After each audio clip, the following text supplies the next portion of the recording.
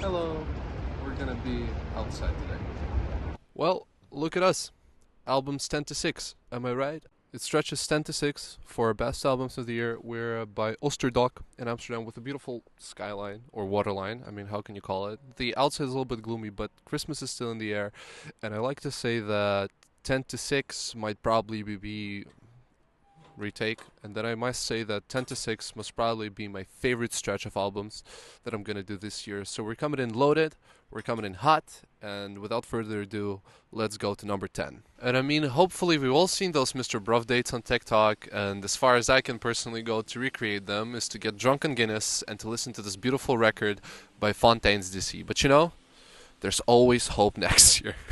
The whole thing just plays fluently from front to back with no skips, keeps me entertained, and I mean the guitar work on this album, don't get me started on the guitars. And I absolutely adore the concept of romance that the band chose to delve into this record. Ever since then, every bit of laughter and every kind of every pleasantry feels like some bizarre fantasy that we all kind of are forced to buy into in order to sort of survive and go about our daily lives. That's romance to me. There's illusion that's necessary in order to carry on. It's about the sort of idyllic fake world that is absolutely everywhere. Personally, this album became more fleshed out the more I listened to it. Because, you know, the first time it dropped, I wasn't really digging it. And I mean, I had another album that became more of my attention center at that time.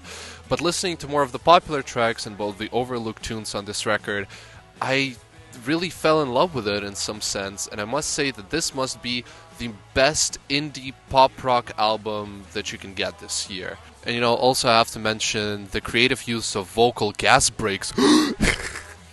The vocal gas breaks on songs such as Starbuster, you know, which adds to the rhythm of the song and makes it much more interesting to listen to. But with all that into account, both lyrically and musically, which I think the song that I return to the most from the record, and I think to be the best, is Bug.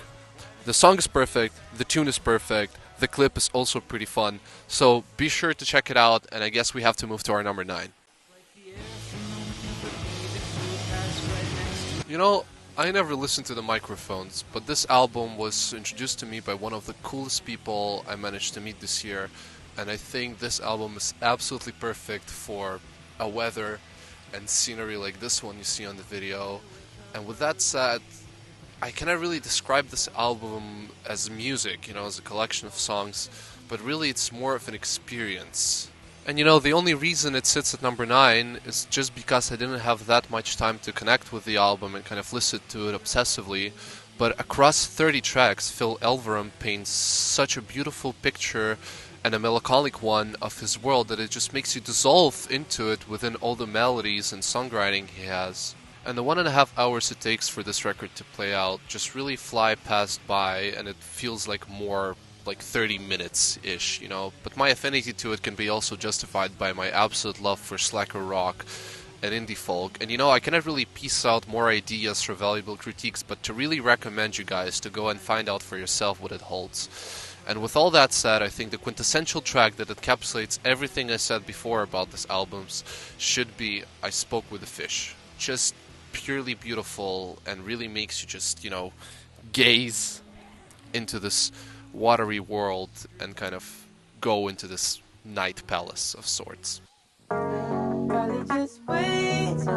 Mk.Gee has been my favorite music discovery early on this year, and I must admit that I've only been familiar with him beforehand only through his work with Dijon on one of the albums I've also celebrated in my music awards way back in 2021. And listening to the 2-Star and the Dream Police just makes me go, yeah, that's the future of music. That's the future of indie rock. This is such a distinct and a perfect sound, you really cannot replicate it. Co-signed by Eric Clapton's, Mk.Gee's guitar sounds so unique, something like I've never heard before, and add to it his muffled, reverbed vocals that you get a perfect album to play at night. Which, I must say, it became to me. The tracks on this album are addictive as heroin, and I always listen to them at 3 tracks bundle at a time. And with that said, I think the run from Candy to I Want to Elise's might be my favorite of all. And the only thing I can say to you guys is that this album should definitely get a listen from you, and you should get on the Mk.Gee train before a dozen of artists in the next couple of years will try to recreate and bait the sound that he has on this record. This album also has one of my favorite songs of the year, which I give the best song on the album to, is Alesis. The banging live version of it puts a nice little twist on it that you never heard before and really demonstrates his vocal range.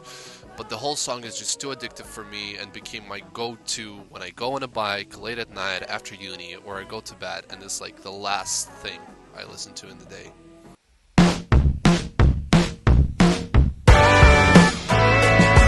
I gotta be honest, I didn't know about Mk.Gee Lenderman before Manning Fireworks, but this album had made alt country rock so beautiful to me this year, and also became an encapsulation how autumn feels to me.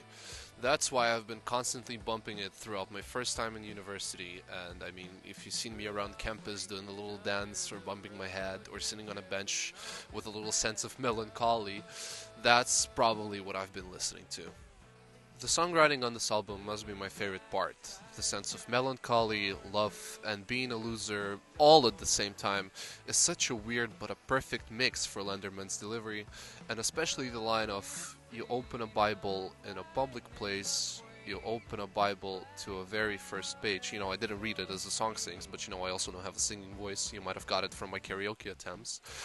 But this line had made me fall in love with the album instantly, and for some reason just kind of spoke to me subconsciously. Put a sauce of perfectly imperfect vocals of Lenderman, clipped percussions, and the guitars which seem like they have a life of their own, and you get Manning Fireworks.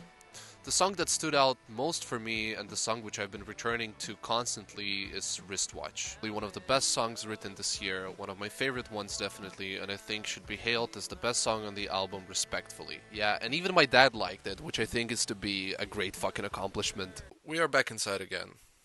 Mostly because the outside got too dark and a little bit too cold for me, but also for one thing that I have to flex on y'all. Yes. That's right. Number 6 goes to... I'll be right there for you. It is to no surprise that a new release from a multi-talent powerhouse, JPEGMAFIA, is one of the best of the year. Last year, Scaring the Host was the definitive album of the year for me, and I Lay My Down Life for You is not as exceptional, but nonetheless unique in its own way, solidifying Peggy's discography as one of the best in hip-hop right now. This album is aggressive, abrasive, and supercharged.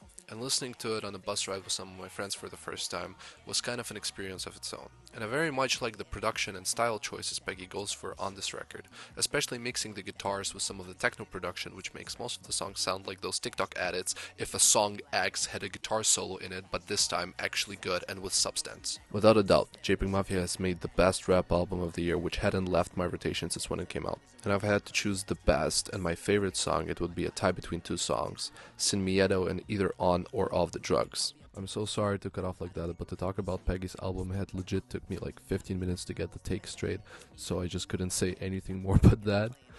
And I guess that was our program for the day. That was albums 10 to 6, and I'll see you guys for numbers 5 till 1 tomorrow.